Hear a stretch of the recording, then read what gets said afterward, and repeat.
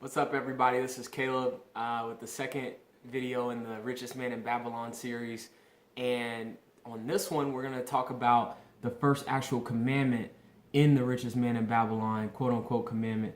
But basically, it's start thy purse to fattening.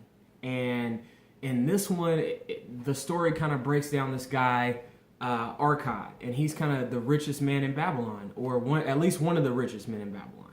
And Arkad kind of opens up with basically saying that if you're still broke or you're still struggling financially as an adult, then you either didn't learn the laws to begin with on how to build wealth for yourself or create that for yourself, or you're just ignoring them altogether. And I hope that, I don't hope that you didn't learn it, but I'd probably rather have somebody that just maybe isn't hip to it yet, that wants to learn it, than somebody who just flat out ignores it and just doesn't really care. But that kind of leads me to the second thing that he talks about. And basically he says, the first step to being wealthy is just to decide that no matter what, you will be wealthy and that you're going to achieve that for yourself. And it has to be kind of a concrete decision, an unwavering decision where you know that no matter what it's going to take, you will achieve that goal.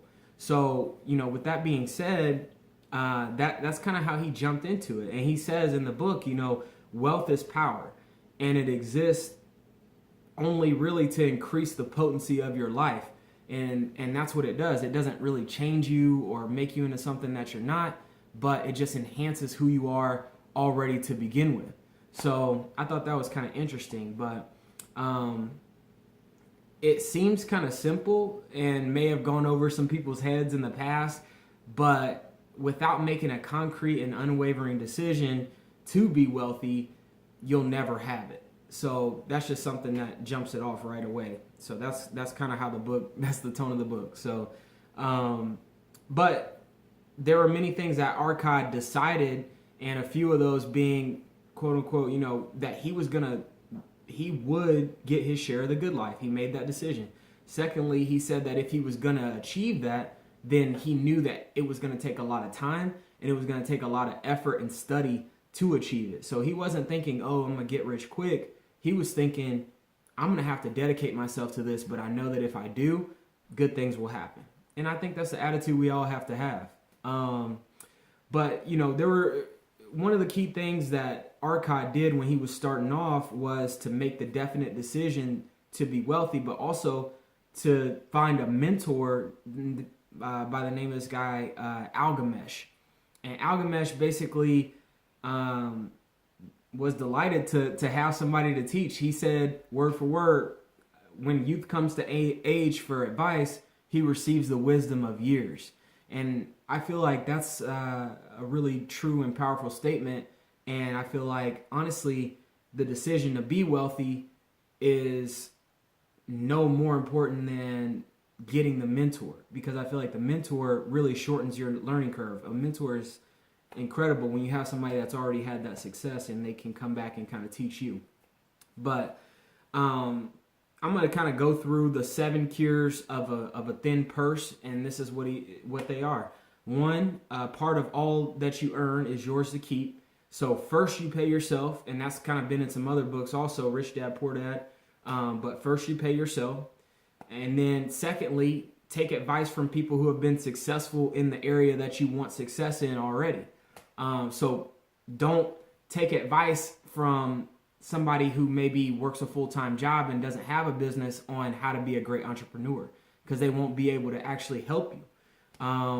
Or don't, if somebody's only investment in real estate that they've made is to buy their own personal residence, I probably wouldn't advise you to take their advice on how to, become a real estate entrepreneur. Third, don't eat the children of your savings. So, when you save money, it's not so that you can spend it. You don't want to subscribe to the consumer mentality. You want to have the mentality of, I'm going to save this money so that I can make more money with that money. And then the money that I make with the money, I'm going to make more money with that money. And then fifth, live on 70%, pay debts with 20%, and save the other 10. And that's just kind of how he spells it out. I don't know how else to make it more cut and dry than that. The sixth one is make your home an asset and not a liability. So assets are things that pay you. Liabilities are things that you have to pay for or take money out of your pocket. So if you own some land, start farming the land. There's different ways that they did it back in the day, but you understand what I mean. Rent out a room, Airbnb.